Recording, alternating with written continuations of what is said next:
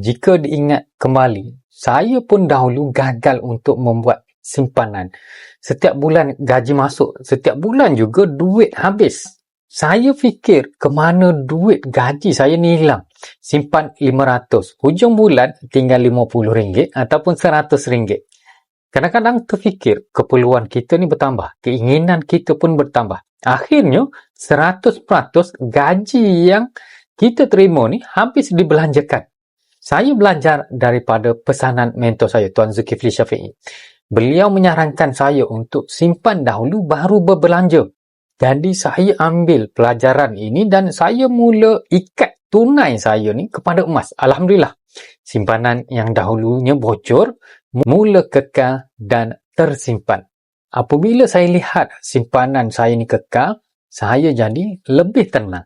Dengan ada RM100, anda boleh mula menyimpan.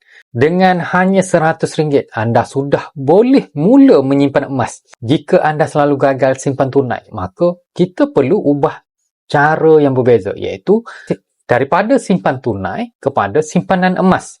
Mulakan dengan metod yang paling mudah, iaitu EcoMassGap, menabung mengikut bajet anda. Ingin mulakan tabungan emas dengan EcoMassGap? Hubungi saya untuk bimbingan.